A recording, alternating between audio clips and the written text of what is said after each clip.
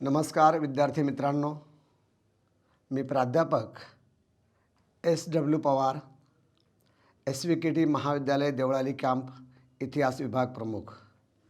मित्र हो, आपण मागच्या तासाला ऐतिहासिक संशोधन साधनांची माहिती घेतली. त्यामध्ये प्राथमिक साधने, दुय्यम साधने, मौखिक साधने तसेच लिखित व अलिखित स्वरूपाची साधने आपण अभ्यासली आहेत. याशिवाय या संदर्भ साधनांचं महत्त्व देखील इतिहास संशोधनातील आपण समजावून घेतलेलं आहे. इतिहास लेखन प्रक्रियेतील इतर ज्या महत्त्वाच्या बाबी आहेत, प्राथमिक समस्या उपयोजन आणि त्या संबंधित असणाऱ्या महत्त्वाच्या बाबी आपण आज अभ्यासणार आहोत. आज ऐतिहासिक संशोधनाचा अर्थ, इतिहास संशोधनाचे प्रकार, इतिहास विषयक समस्या निर्धारण, त्यामध्ये विषय निवड आणि ऐतिहासिक संशोधनाची उद्दिष्टे आपण बघणार आहोत. मित्रहो, प्राथमिक समस्या उपयोजन या पाठाअंतर्गत आपण ऐतिहासिक संशोधनाचा अर्थ आणि प्रकार पाहणार आहोत. इतिहास लेखन ही एक शास्त्रीय प्रक्रिया आहे. इतिहास लेखनात कागदपत्रांच्या अन्वयार्थाबरोबरच बदलत्या काळाच्या संदर्भात इतिहासाचे लेखन पुन्हा पुन्हा करणे आवश्यक असते. इतिहास संशोधक ऐतिहासिक सामग्रीची सत्यता पडताळून निरीक्षण, सामग्रीचं चिकित्सक परीक्षण करून विश्वासार्ह ठरलेल्या सामग्रीचा वापर करून लेखन करत असतो. इतिहासकाराचा संबंध भूतकाळाबरोबरच गतिशील मानवाबरोबर होत असतो. म्हणजे भूतकाळ आणि गतिशील मानव यांच्याशी या इतिहासकाराचा संबंध येत असतो आणि पुराण कालखंडापासून ते आधुनिक कालखंडातील प्रगती झालेल्या मानवाबरोबरची त्याची तुलना ही त्याच्या लिखाणातून दिसत असते. गतकाळातील माणसाच्या कृतीचा, विचारांचा अभ्यास करून सत्य शोधनाला तो मूर्त रूप देण्याचं काम करत असतो. हे काम इतिहास संशोधक आपल्या परीने करत असतो. इतिहास लेखन करताना काही टप्प्यांमधून या संशोधकाला जावं लागतं. प्रामुख्याने त्याला कोणत्या विषयावर संशोधन करायचं आहे, कोणत्या दृष्टिकोनातून करायचं आहे, त्यासाठी कोणती स्रोत साधने वापरावी लागतील, ती कोठे भेटतील, त्यातील संशोधनासाठी लाभदायक कोणती ठरतील, या सगळ्या बाबींचा विचार त्याला करावा लागतो. त्यापैकी कोणत्या पद्धतीचा आपल्याला अवलंब संशोधनासाठी करावायचा आहे हे देखील त्याला निश्चित करावं लागतं. अशा विविध प्रश्नांची उत्तरे संशोधकाला संशोधनाला प्रारंभ करण्यापूर्वी शोधायची असतात. संशोधनाचे जे प्रकार आहे त्यामध्ये कथनात्मक संशोधन, विश्लेषणात्मक संशोधन आणि मूलगामी संशोधन असे 3 महत्त्वपूर्ण प्रकार आपण या ठिकाणी पाहणार आहोत. संशोधन करीत असताना इतिहास संशोधक प्रामुख्याने 3 प्रकारे संशोधन करतो. एक, नव्याने उपलब्ध झालेली माहिती, म्हणजे एखाद्या विषयावर संशोधन झालेलं असेल, एखाद्या घटनेची पुन्हा नव्याने काही माहिती मिळाली तर तिच्या आधारे तो संशोधन करत असतो. दुसरी महत्त्वाची बाब म्हणजे माहितीत असलेल्याच परंतु या जुन्या घटनांचा अन्वयार्थ नव्याने लावून तो संशोधन करतो. म्हणजे एखादी घटना घडून गेलेली आहे, ती त्याला ज्ञात आहे, माहीत आहे, त्या घटनेचा पुन्हा एकदा चिकित्सकपणे अभ्यास करून तो अन्वयार्थ लावतो. आणि तिसरी महत्त्वाची बाब म्हणजे उपलब्ध घटनांना एखाद्या तत्त्वाचं स्वरूप प्राप्त होतं. ज्या घटना आहेत त्याचा परिपूर्ण अभ्यास केल्यानंतर त्यातून जो सार बाहेर येईल त्याला सिद्धांत स्वरूप किंवा तत्व स्वरूप प्राप्त होत असतं आणि अशा पद्धतीने या ठिकाणी संशोधनाचा मार्ग मोकळा होत असतो. संशोधक वरील तीनही प्रकारे संशोधन करीत असतो. पहिला प्रकार नव्याने उपलब्ध झालेल्या माहिती यालाच कथनात्मक संशोधन म्हणून संबोधतो किंवा निवेदनात्मक संशोधन असंही म्हटलं जातं. आपण ते सर्वप्रथम समजावून घेऊया. कथनात्मक किंवा निवेदनात्मक संशोधन. इतिहास संशोधन करीत असताना संशोधक कागदपत्रांच्या आधारे एखाद्या घटनेबाबत किंवा प्रसंगाबाबत ज्या काही बाबी आहेत नव्या विषयाच्या त्या वाचकासमोर मांडत असतो. अज्ञात असलेली माहिती मिळवून ती सुसंबंधित घटनेशी असलेली माहिती योग्यरित्या मांडून तो लिखाण करीत असतो. यात एखाद्या प्रश्नावर प्रकाश टाकणे, मूलभूत संशोधनात भर घालणे, गतकालीन इतिहासाच्या बदलत्या काळानुसार त्यास नवा अर्थ प्राप्त करून देणे या गोष्टी केल्या जातात. यामध्ये संशोधक प्रामुख्याने नवी माहिती, कल्पना आणि त्याची सुसंगत मांडणी करून त्यावर तो भर देत असतो. याचं उत्तम उदाहरण द्यायचं जर झालं तर संशोधक रा कुलकर्णी आणि इतिहास संशोधक ग खरे यांनी संपादित केलेला मराठ्यांचा इतिहास आणि त्याचे 3 खंड हे अतिशय उत्तम उदाहरण होय. यात मराठ्यांच्या इतिहासावर सर्वांगीण प्रकाश टाकण्यात आलेला आहे. परंतु या खंडांचं लिखाण होत असताना नव्याने जी माहिती उपलब्ध होत गेली ती त्यात पुन्हा एकदा प्रकाशित करण्यात आली किंवा ती संशोधित करण्यात आल्याचं दिसून येतं. दुसरा महत्त्वाचा मुद्दा आहे तो म्हणजे विश्लेषणात्मक संशोधन.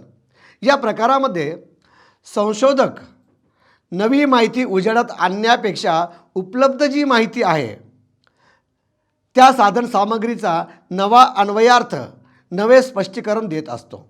म्हणजे आहे ती माहिती पुनश्च अभ्यासून त्यातून नवीन सार, नवा अन्वयार्थ बाहेर काढण्याचं काम हा इतिहास संशोधक किंवा संशोधक या ठिकाणी करत असतो.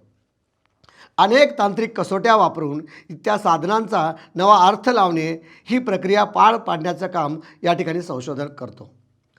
संशोधक या टप्प्यावर ऐतिहासिक घटनांना बोलते करतो की अमुक एक घटना अशा ठिकाणी अशा पद्धतीने घडली, हे त्याच्या लिखाणातून, संशोधनातून आपल्या समोर येत असतं.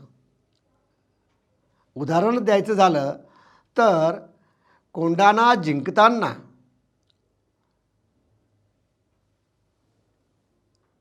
तानाजी मालुसरे आणि त्याचबरोबर असलेला त्याचा भाऊ सूर्याजी याने त्या ठिकाणी गेल्यानंतर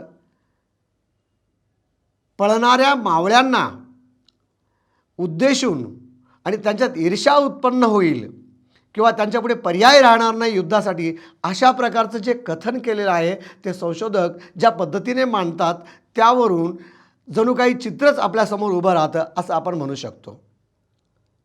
मी कड्यावरचे दोर कापून टाकलेले आहेत, शत्रूवर तुटून पडा अथवा कड्यावरून उडी मारून जीव द्या, अशा प्रकारचं वक्तव्य केल्यानंतर पुनश्च त्या मावळ्यांमध्ये जी काही ईर्ष्या निर्माण होते आणि शत्रूवर ते तुटून पडतात आणि गड जिंकतात, हे जे चित्र आहे हे वेगवेगळ्या साधनांच्या आधारे या ठिकाणी उभं करण्याचं काम संशोधकांनी केल्याचं आपल्याला दिसून येतं. नवी साधने, नवे पुरावे हाती लागल्यामुळे नवा अन्वयार्थ, नवे स्पष्टीकरण मांडण्यास पुष्टी मिळते. डॉक्टर कमल गोखले यांनी छत्रपती संभाजी राजांच्या कारकिर्दीचा नव्याने अभ्यास करून लिहिलेले ग्रंथ याचं उत्तम उदाहरण आहे. डॉक्टर सुमन वैद्य यांचा पेशवा दुसऱ्या बाजीरावाचे पुनर्मूल्यांकन करणारा जो ग्रंथ आहे, Peshwa Bajirao second and the downfall of Maratha power, हा जो ग्रंथ आहे हा विश्लेषणात्मक ग्रंथ आहे. छत्रपती संभाजी राजांबद्दलचं जे यापूर्वी झालेलं संशोधन आणि त्यातून झालेलं जे लिखाण आहे त्यावर नव्याने प्रकाश टाकण्याचं काम या डॉक्टर कमल गोखले यांच्या ग्रंथातून आपणास पाहावयास मिळतं. तिसरा जो महत्त्वाचा प्रकार आहे तो म्हणजे मूलगामी संशोधन. या मूलगामी संशोधनामध्ये उपलब्ध घटनांना एखाद्या तत्त्वाचं स्वरूप प्राप्त करून दिलं जातं. संशोधन प्रक्रियेतील हा तिसरा जो टप्पा आहे हा अतिशय महत्त्वाचा मानला जातो. हे संशोधन तात्विक तसेच मौलिक असतं. यात इतिहास विषयाचा सखोल व प्रदीर्घ चिंतनातून जे नवीन सिद्धांत व तत्त्व निर्माण होतात किंवा ती मांडली जातात, त्यामुळे इतिहास विषयाला नवीन तात्विक बैठक प्राप्त होते.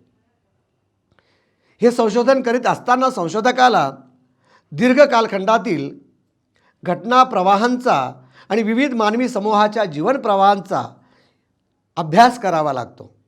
याशिवाय गत काळातील मानवी जीवनाच्या विविध घटनांचा अभ्यास करून त्यातील अंतस्थ सूत्र उलगडून दाखविण्याचा प्रयत्न हा संशोधक करत असतो. आपल्याकडे भारतीय आणि तसेच परकीय जे संशोधक होऊन गेले त्यापैकी स्पेगलर, टॉयनबी यांनी विविध मानवी संस्कृतींचा केलेला अभ्यास या प्रकारात मोडतो. संस्कृतीचा अभ्यास हा दीर्घ अभ्यास आहे. सिंधू संस्कृती असेल, रोमन संस्कृती असेल, इजिप्शियन किंवा मेसोपोटेमियन संस्कृती असेल, या संस्कृतीचा अभ्यास करताना त्या संस्कृतीमधील असलेल्या मानवी समूहाचा अभ्यास होणं महत्त्वाचं आहे. तरच या संशोधनाला पूर्णत्व प्राप्त होतं आणि तशा प्रकारचं संशोधन या स्पेगलर किंवा टॉयनबी यांनी केल्याचं आपल्याला या ठिकाणी दिसून येतं. अशा संशोधकाला बौद्धिक क्षमतेबरोबरच भक्कम तात्विक बैठक असावी लागते. म्हणजे हुशार कुशाग्र बुद्धिमत्तेबरोबर तात्विक बैठक ही महत्त्वाची असते. तेव्हाच मांडलेले हे सिद्धांत मूलगामी स्वरूपाचे ठरत असतात. म्हणूनच त्याचा संशोधन क्षेत्रामध्ये सर्वत्र नावलौकिक प्राप्त होत असतो. याचं उदाहरण द्यायचं जर झालं तर आपल्या भारतातील न्यायमूर्ती मगो रानडे यांनी लिहिलेला मराठ्यांचा इतिहास अभ्यासणं गरजेचं आहे. वरील संशोधन प्रकार लक्षात घेऊन संशोधकांनी संशोधन विषयांची निवड करणे महत्त्वाचे असते किंवा त्यानुसार निवड करावी. संशोधनकर्त्याच्या अंगी काही गुण असणं आवश्यक असतं. तेव्हाच हे संशोधन कार्य सुकर होत असतं, सहज होत असतं. बौद्धिक व मानसिक पात्रता महत्त्वाची आहे. उत्तम भाषाज्ञान असणं गरजेचं आहे. त्याच्या अंगी चिकाटी असावी लागते, कल्पनाशक्ती असावी लागते, सर्जनशील प्रतिभा असावी लागते, नाविन्याचा शोध घेण्याचा वेद त्याच्यात असावा लागतो. असे अनेक गुण संशोधक व इतिहास संशोधकामध्ये असावे लागतात, ज्या गुणांच्या आधारे तो संशोधन करून त्या घटनेला मूर्तरूप देत असतो. संशोधकाचे गुण या ठिकाणी तितकेच महत्त्वाचे आहे असं आपल्याला म्हणावं लागेल. यानंतर सर्वात महत्त्वाचा मुद्दा म्हणजे संशोधकाची समस्या निर्धारण. संशोधकाला संशोधनाचे विषय निवड करताना विविध गोष्टी लक्षात ठेवणं आवश्यक आहे.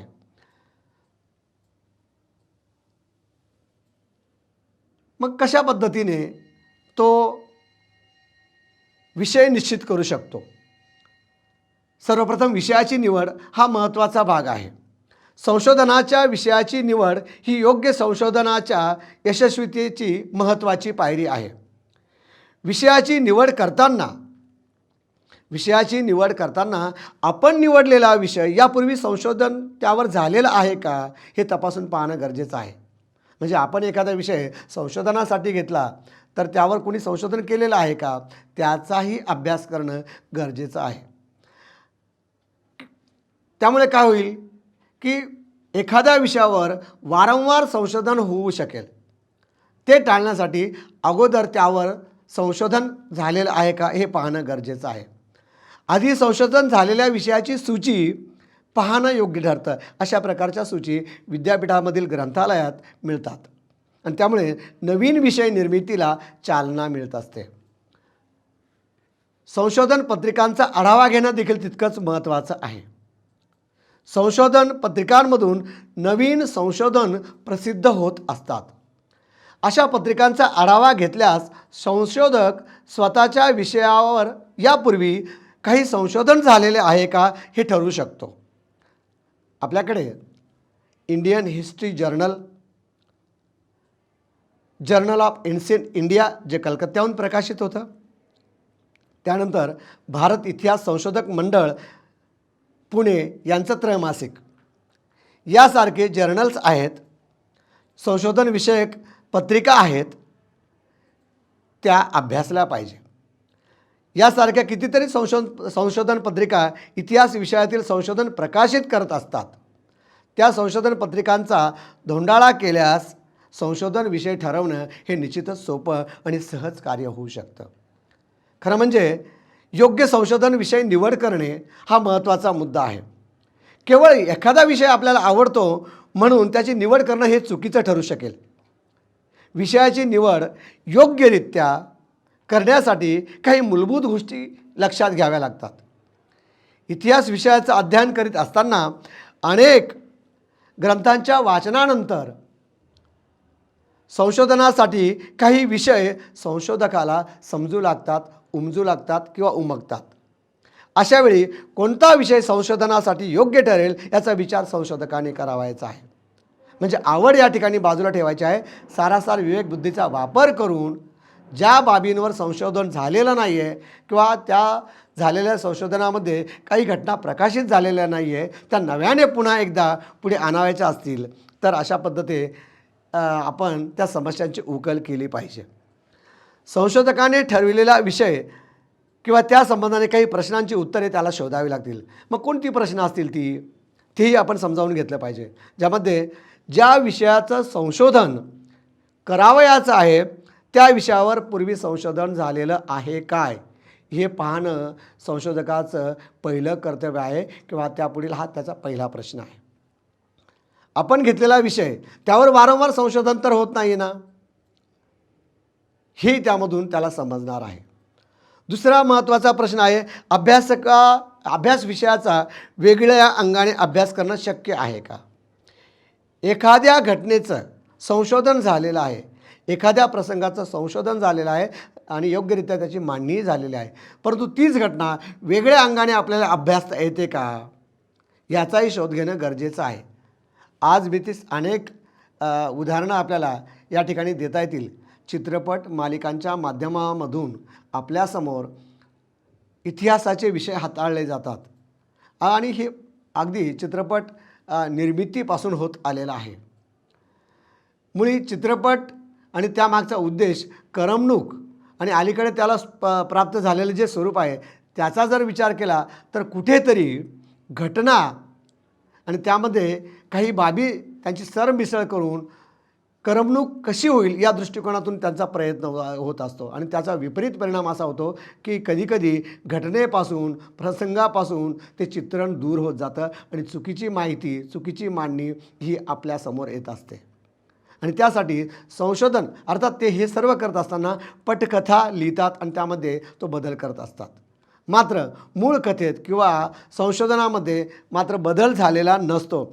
अभ्यास विषयाचा वेगळ्या अंगाने जर अभ्यास करायचा असेल तर मात्र आपण अशा विषय निवडणं गरजेचं असतं.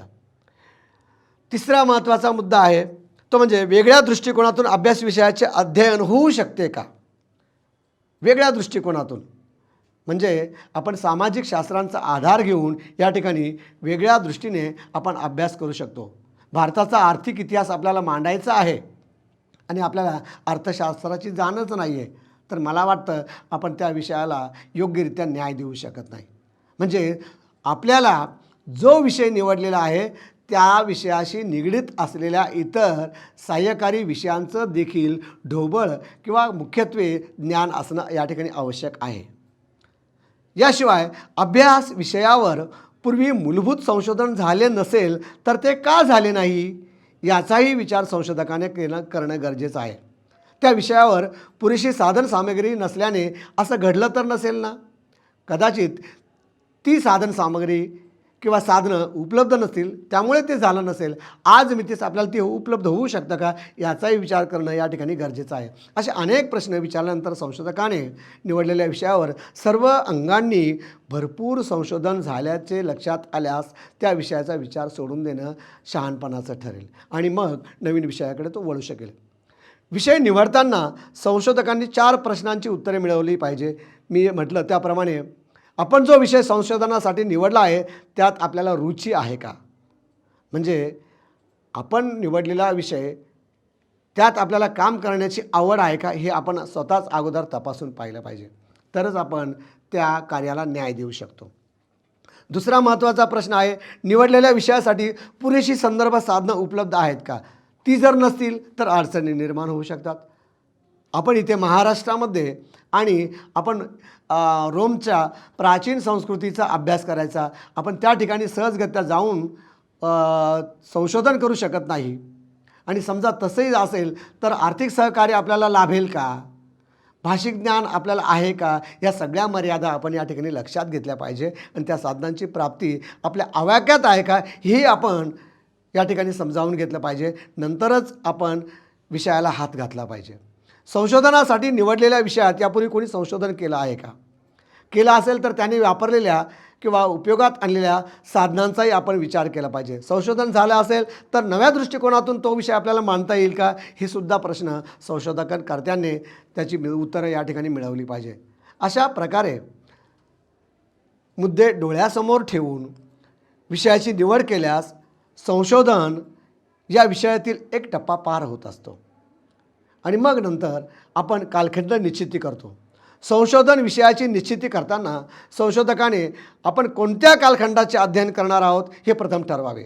इतिहासाचे 3 कालखंड पडतात, प्राचीन, मध्ययुगीन आणि अर्वाचीन म्हणजे आधुनिक, असे 3 कालखंड असून आपल्याला कोणत्या काळावर संशोधन करायचं आहे किंवा रस आहे हे आपण ठरवावं.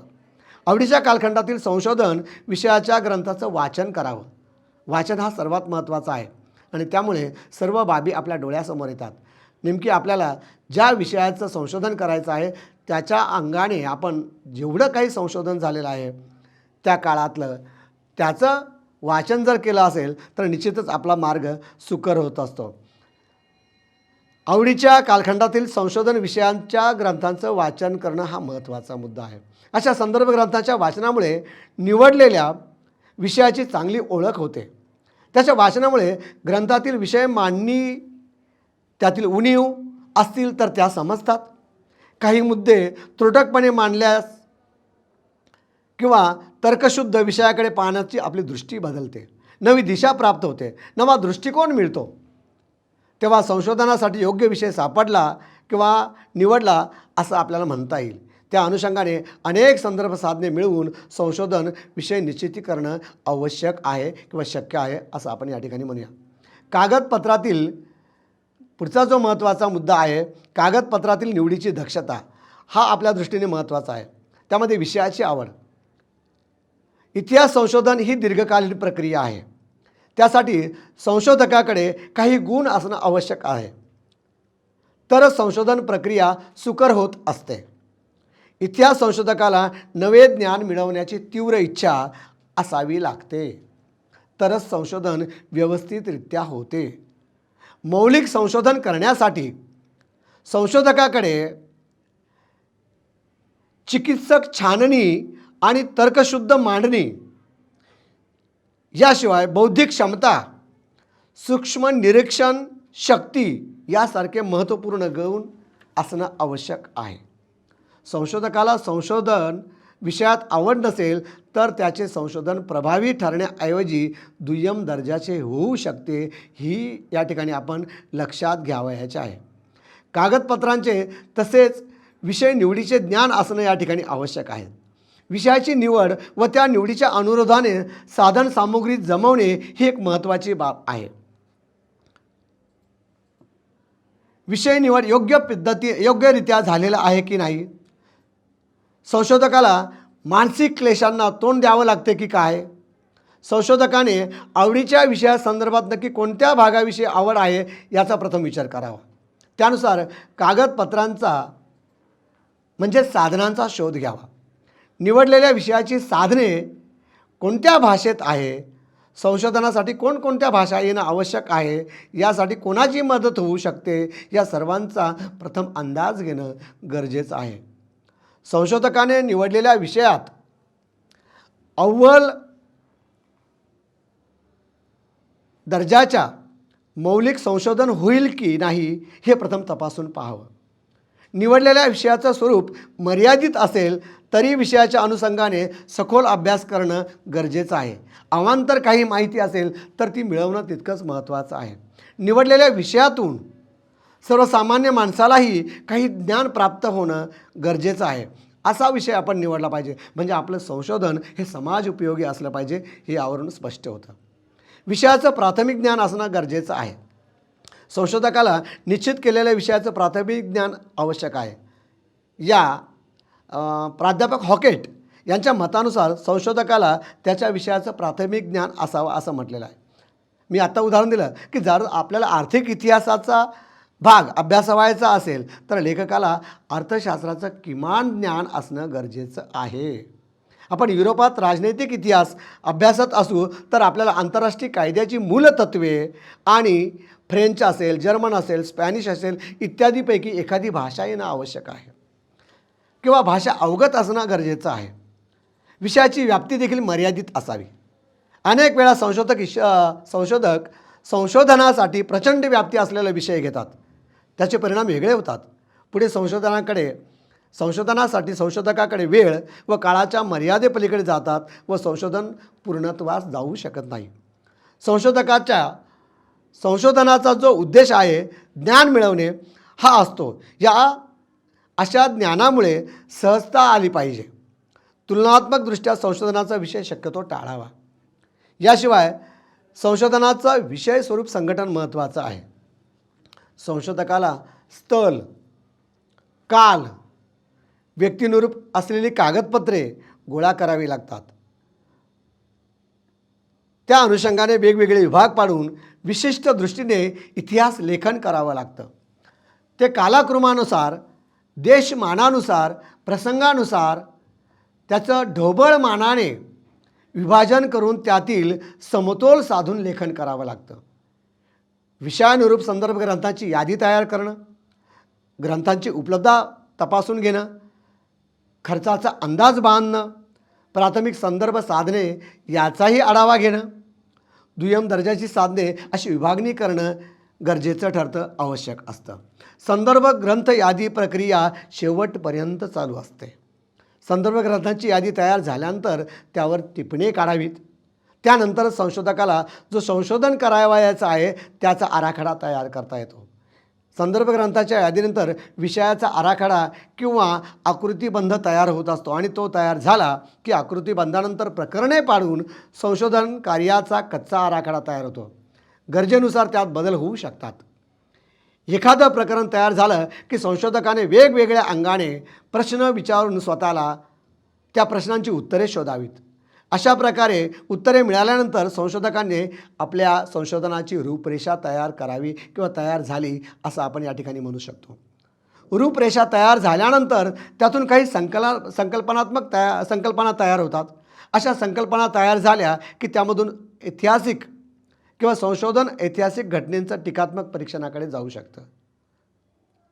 म्हणजे अशा पद्धतीने वर उल्लेखल्याप्रमाणे इतिहास लेखन झालेलं असेल तर अशा संशोधन काळाच्या ओघात बदल करणं आवश्यक असतं. आधुनिक काळात इतिहासाला शास्त्राचं स्वरूप देण्याचा इतिहास संशोधकांचा प्रयत्न असतो. त्यामुळे इतिहासात नवनवीन विचारांचा, कल्पनांचा स्वीकार करून इतिहास लेखन अधिकाधिक अद्ययावत बनवलं पाहिजे. त्यामुळे इतिहासाचं स्वरूप बदलत असतं. विकसित विचारसरणी व प्रगतीशील समाजाचं ते द्योतक समजलं जातं. म्हणून नवे विचार, नवा दृष्टिकोन, नवे संशोधन निर्माण होणं काळाची गरज आहे असं आपल्याला या ठिकाणी म्हणावं लागेल. मित्रहो, ज्ञान मिळवणं हा इतिहास संशोधनातील महत्त्वाचं उद्दिष्ट समजलं जातं.